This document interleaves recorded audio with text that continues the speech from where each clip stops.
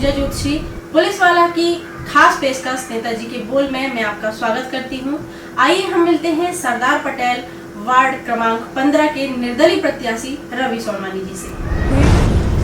नमस्कार रवि जी। नमस्कार। सबसे पहले तो आप अपना परिचय दीजिए। मैं रवि प्रकाश सोनवानी, मेरे पिताजी श्री विजय कुमार सोनवानी। मैं एक अधिवक्ता के रूप में, कर सलाहकार के रूप में काम कर रहा हूँ एवं मैं सरदार पटेल वार्ड क्रमांक 15 का स्थानीय निवासी हूँ एवं नगर पालिका परिषद में सरदार पटेल वार्ड क्रमांक 15 में एक पार्षद के रूप में, प्रत्याशी के रूप में खड़ा हुआ। रवि जी, आप प्रत्याशी के रूप में खड़े हुए हैं, तो आप जनता के बीच किन वादों के साथ वोट मांगने के लिए जाएंगे? मैं एक वार्ड पार्षद के रूप में सरदार पटेल वार्ड क्रमांक 15 में खड़ा हुआ हूं। जैसा कि मेरा जनता के सामने रूबरू होना इस कारण से रूबरू होना है कि मैं यहां का एक स्थानीय निवासी के साथ साथ मेरा जन्म यहां हुआ है।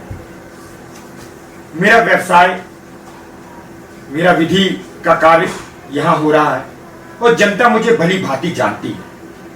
इस पूरे सरदार पटेल वार्ड में चाहे किसी भी जाति के लोग रहते हैं, मेरा व्यक्तिगत संबंध उनसे बना हुआ है। कभी किसी से साथ मेरी रिश्तेदारी है, किसी को मैं मामा बोलता हूं, किसी को मैं फूफा बोलता हूं, किसी को मैं चाचा बोलता हूं।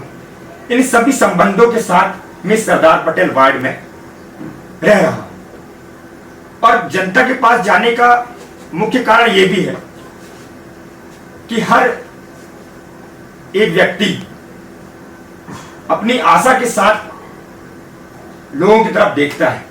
उसी आशा के साथ मुझे भी वह देख रहा होगा। वार्ड में बहुत सारे ऐसे काम हैं जो पहले भी हो चुके हैं और अभी और होना बाकी होंगे। जब मैं उनका स्थायी व्यक्ति रहूंगा तो मुझसे सहजता पूर्वक हर एक बात बोल पाएंगे। जब वो मुझसे हर एक बात बोल पाएंगे तो मैं हर एक विषय पर उनके साथ विचार विमर्श करके उसका हल निकालने की कोशिश करूंगा। मैं यह नहीं कहता कि हर वादी को पूरा किया जा सकता है, मगर यदि हमारा एक दूसरे के साथ विश्वास हो और साथ हो तो शायद हम हर एक समस्या का हल किया जा सकता है। आप एक पार्टी के जाने माने नेता रहे हैं, पदाधिकारी रहे हैं, भारतीय जनता पार्टी युवा मोर्चा के जिलाध्यक्ष रहे हैं, तो क्या कारण है कि बीजेपी से आपको टिकट नहीं मिली? ये बात आपका कहना सही है कि मैं एक राष्ट्रीय संगठन पार्टी में जिले के अध्यक्ष पद में दायित्व पर निर्वाह किया हूं। संगठन की एक अपनी विचारधारा होती है, संगठन की एक अपनी समझ होती है और संगठन का में जुड़े हुए अलग अलग भांति भांति के लोग होते हैं। मैंने अपने संगठन से अपने सरदार पटेल वार्ड के लिए एक प्रत्याशी के रूप में बात रखी थी। हो सकता है संगठन का अपना एक नजरिया है, संगठन की एक अपनी सोच है, जिस सोच के अनुसार उन्होंने अपना निर्णय लिया हो, मगर वह उनका निर्णय है। मेरा निर्णय मेरे वार्ड के साथियों के साथ है, मेरे क्षेत्र के साथियों के साथ है, क्योंकि मेरे क्षेत्र के साथी मुझे एक सामाजिक कार्यकर्ता के रूप में देखते हैं। इसलिए सबसे पहला आज्ञा और आदेश मानने का मेरा अधिकार मेरे क्षेत्रवासियों का है। इसलिए मैं आज पार्षद पद के लिए यहाँ पर खड़ा हुआ। आपके क्षेत्र में आपके अलावा 8 और प्रत्याशी चुनाव मैदान में हैं, तो आप अपने आप को उनसे श्रेष्ठ साबित कैसे करेंगे?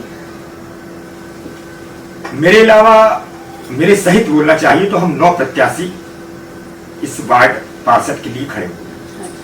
मैं अपने आप को किसी से श्रेष्ठ तो कहना उचित नहीं समझता, मगर मैं यह समझता हूं कि मैं एक शिक्षित युवा हूं।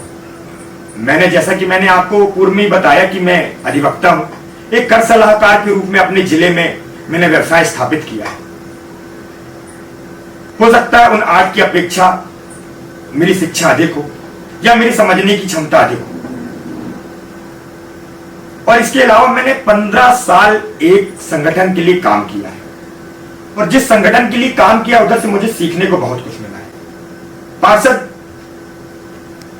बनने के बाद एक व्यक्ति को क्या करना चाहिए, हमारी नगर पालिका क्षेत्र में हमको जाने के बाद क्या करना चाहिए, हमारे काम को कराने के लिए हमको किन किन कार्यों के लिए हमको प्रयत्न करना चाहिए, किन किन बायलॉज के तरीके से हमको हमारे काम को करना चाहिए, ये मैं भली भांति जानता हूं। इन सभी क्षेत्र में जो काम करना पड़ेगा उसकी समझ भी मुझे बहुत अच्छे से है। इसलिए मेरा मानना यह है कि मैं उनसे इस बात में श्रेष्ठ हूं और इस श्रेष्ठता के कारण मैं जनता के सामने हूं कि हो सकता है कि मेरे भाई लोग जो खड़े हुए हैं और अन्य उम्मीदवार वो भी श्रेष्ठ हों, मगर मुझे ऐसा लगता है कि मैं काम कराने को लेकर उनसे अधिक श्रेष्ठ हूं। इस बात के लिए मैं जनता के सामने खड़ा हूं। आप प्रत्याशी के रूप में खड़े हुए हैं, तो आपकी जनता से क्या अपेक्षाएं हैं? जैसा कि जनता तो शब्द मैं यूज नहीं करूंगा, मैं इसको आप मेरी नजर से उनको मैं मेरा परिवार यूज करूंगा, क्योंकि वो मेरा एक परिवार है। जनता जहां शब्द यूज होता है वहां भावनाएं दूसरी हो जाती है, जहां परिवार शब्द यूज होता है वहां भावनाएं आत्मीयता से होती है।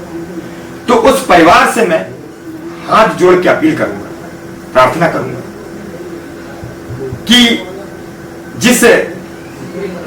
जिससे आज मेरा साक्षात्कार हो रहा है, कैमरा 6 नंबर बटन होगी उसकी, और 27 तारीख को दिन मंगलवार को मतदान का दिवस होगा।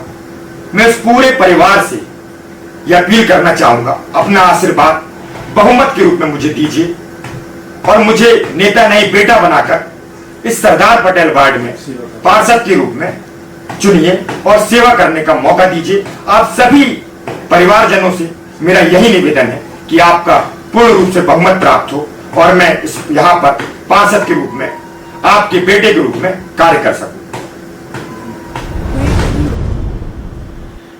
रवि जी, आप सरदार पटेल वार्ड के स्थायी निवासी हैं, तो आपने अपने क्षेत्र में किन समस्याओं को चिन्हांकित किया है? जैसा कि ये पूरा क्षेत्र हमारा क्षेत्र, इस क्षेत्र में सबसे अभी जो बड़ी समस्या मुझे समझ में आई, हमारी एक शारदा कॉलोनी, शिव कॉलोनी, इन कॉलोनियों में आज भी सड़क निर्माण नहीं हो पा रहा। हो सकता है किसी कारण से वह रुका हो, और मैं उन समस्या को, वहां के लोगों की इन समस्या को जल्द से जल्द निपटाना चाहता हूं। और जैसे कि हर क्षेत्र में हर जगह यह एक समस्या विकराल रूप से बढ़ते जा रही है, अतिक्रमण की, तो इस अतिक्रमण की समस्या को भी मैं एक दूसरे से बात करके सामंजस्य बनाकर इस समस्या को भी निपटाने की कोशिश करूंगा और कोशिश करूंगा कि हर एक वार्ड के व्यक्ति को, मेरे क्षेत्र के व्यक्ति को हर वो सुविधा मिल सके जो शासन की ओर से चल रही है। प्रत्याशी चुनाव जीतने के लिए तरह तरह के हथकंडे अपनाते हैं, क्या आप भी उन्हीं में से एक हैं? सुनाना और ये हथकंडे करना शायद उन प्रत्याशियों में होगा जिनको हार का डर। मैं जनता के से सीधा सीधा रूबरू हुआ हूं और मुझे विश्वास है कि मुझे सफलता मिलेगी, क्योंकि मैं हर एक व्यक्ति से एक पार्षद के रूप में, एक प्रत्याशी के रूप में मिलना चाहता हूं, उनकी समस्या को सुनना चाहता हूं। मुझे किसी को लालच और लोभ देकर अपना मत नहीं लेना है, क्योंकि मुझे ऐसा लगता है कि यदि मैं किसी से लालच पूर्वक यदि उनका मत लूंगा तो आज तो मैं उनका मत ले लूंगा, मगर उनके हृदय से नहीं जुड़ पाऊंगा, उनके विचार से नहीं जुड़ पाऊंगा। और मुझे एक विशेष सफलता पाने के लिए उनके व्यक्तिगत विचारों से जुड़ना है। मुझे बहुत एक मध्यम वर्गीय परिवार से मेरा जीवन यापन है, मैं अधिवक्ता के रूप में कार्य करता हूं। मेरे पास ऐसे कोई हथकंडे नहीं है जिससे मैं उनको लुभावने वादे कर सकूं। सीधा सीधा कहना यह है कि मेरी जनता ने मुझे चुनेगी और मुझे पूर्ण विश्वास है कि मेरे क्षेत्र की जनता मेरे साथ है और वह मुझे अधिक से अधिक बहुमत से विजयश्री दिलाएगी, ऐसा मेरा विश्वास है। रवि जी, नेता बड़े बड़े वादे करने के बाद जब चुनाव जीत जाते हैं उसके बाद अपने वार्ड में पीछे पलटकर देखते नहीं, तो आप किस प्रकार के नेता बनेंगे? मैंने आपको बताया कि नेता नहीं सेवक बनना है और सेवक से ज्यादा बेटा बनना है। और जब जहां कोई बेटे की बात आती है तो फिर पीछे मुड़ के भागना या पीछे नहीं देखना, ये सब शब्द खत्म हो जाते हैं। मेरा ऐसा मानना है कि मैं एक बेटा बनकर इस क्षेत्र में काम करूंगा, क्योंकि मैंने पूर्व में ही बताया आपको, मैं इस क्षेत्र का स्थानीय निवासी होने से मुझे सभी का समर्थन भी है और मेरा घर यहीं है, मेरा परिवार यहीं है और यहां तक कि मैं जो व्यवसाय करता हूं उसका मेरा ऑफिस भी, मेरा चैम्बर भी यहीं है। 24 घंटे मैं यहां उपलब्ध हूं। जो भी छोटी मोटी समस्या होगी उस समस्या के लिए मैं जनता के साथ हूं, अपने क्षेत्रवासियों के साथ हूं। तो मुझे तो नहीं लगता कि मैं नेता बन पाऊंगा, मुझे तो केवल बेटा बनना है और आपसे भी निवेदन है कि मुझे बेटा ही बनाइए। आपसे फिर मुलाकात होगी किसी नई सक्सेस के साथ नेताजी के बोल में।